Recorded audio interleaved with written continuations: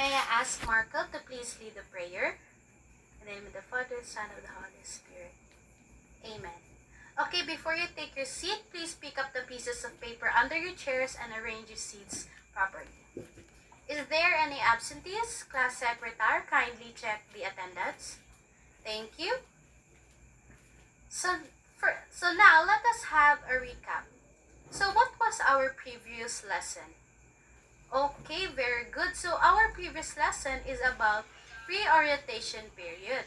So I guess that you already understand our previous lesson. Now we can proceed to our lesson. But before that, let us have an activity first so that you'll be motivated to listen and learn for our next discussion.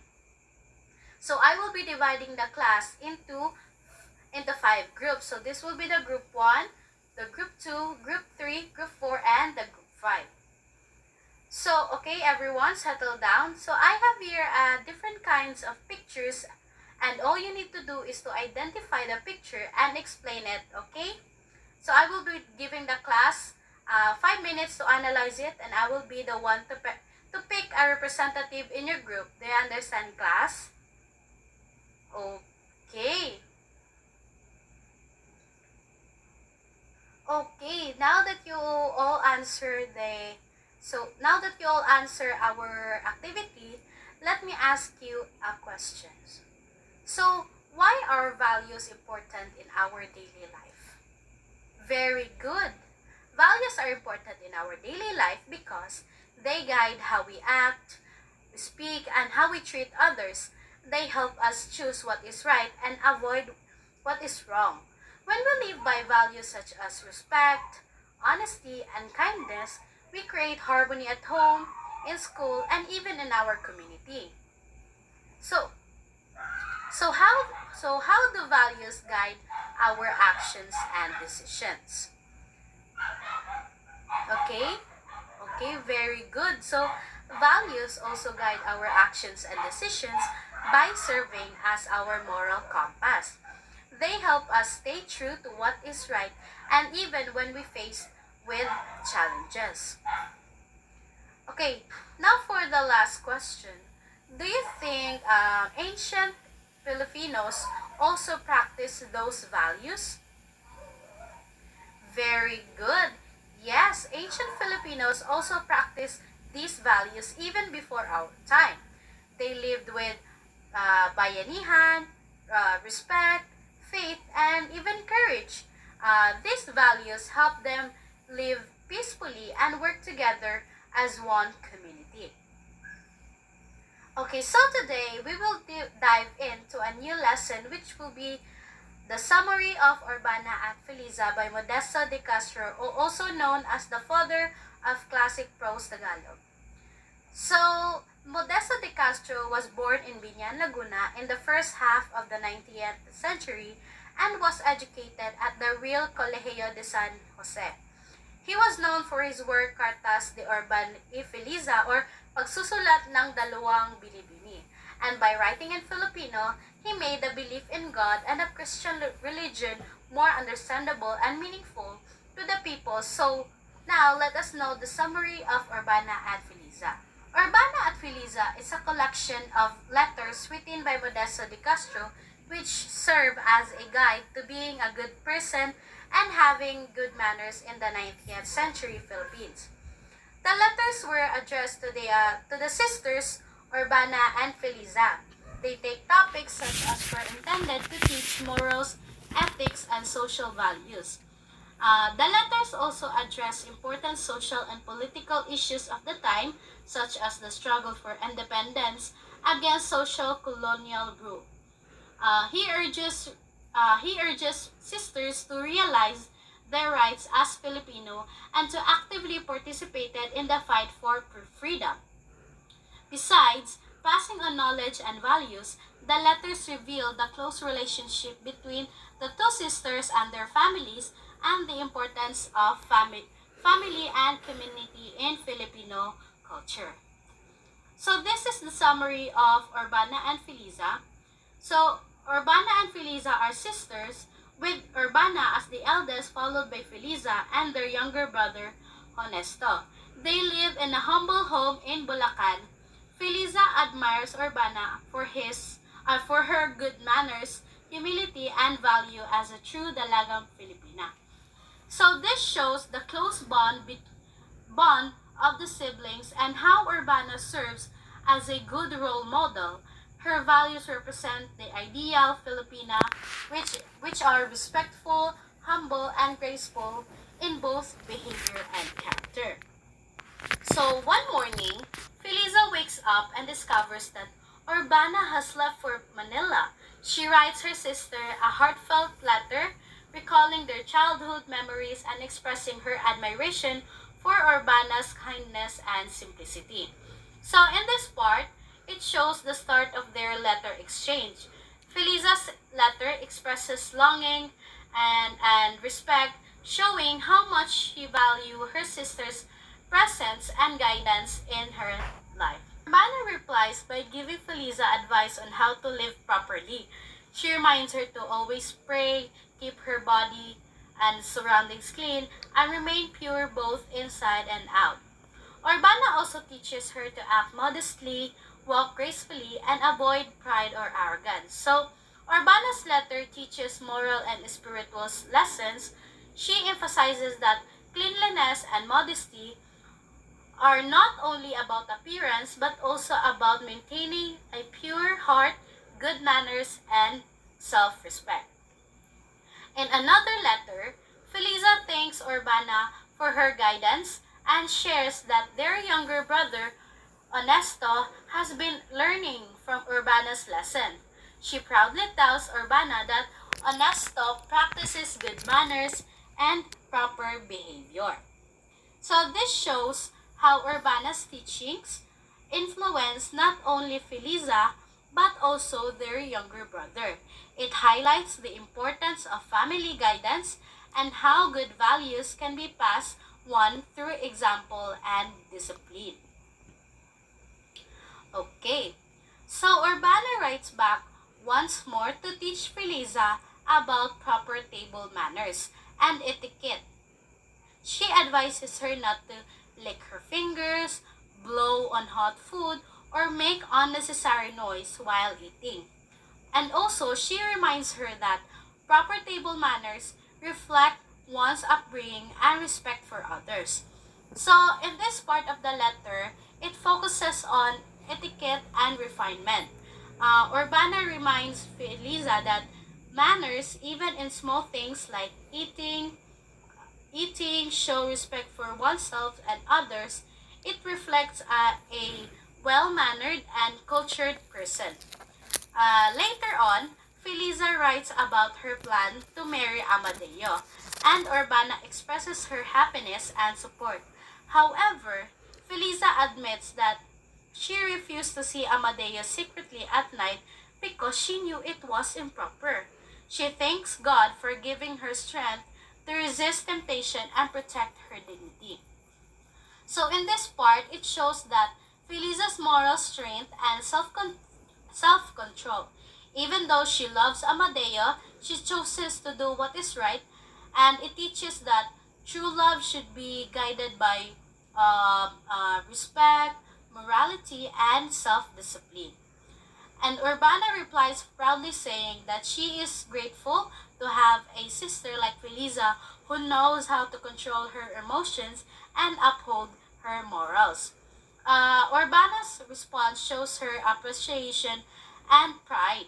It reinforces the idea that women should value their dignity and make wise decisions based on morality rather than emotion. In Feliza's next letter, she shares the sad news about their father's accident and death.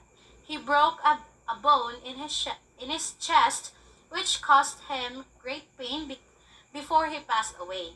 Before dying, he told Feliza not to regret the money spent on her education and reminded Urbana to remain pure as she enters the convent. So, this part reveals the emotional side of the story that their father's death reminds the sister of his love, sacrifices, and last wishes, which are to stay faithful, grateful, and live with purpose. And Urbana ends the letter with sorrow but promises to obey their father's final words. She expresses her love and gratitude towards him and tells Feliza to always visit their father's tomb to remember and honor his love and teachings. So the ending shows Urbana's deep respect for her father's legacy. It also emphasizes the value of remembrance, faithfulness, and family's love that must continue even after death.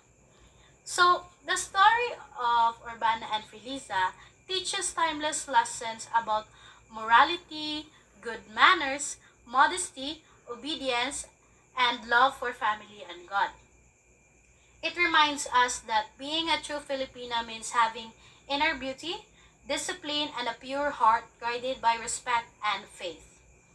Now, let's proceed to our next lesson, which is the summary of Maragtas.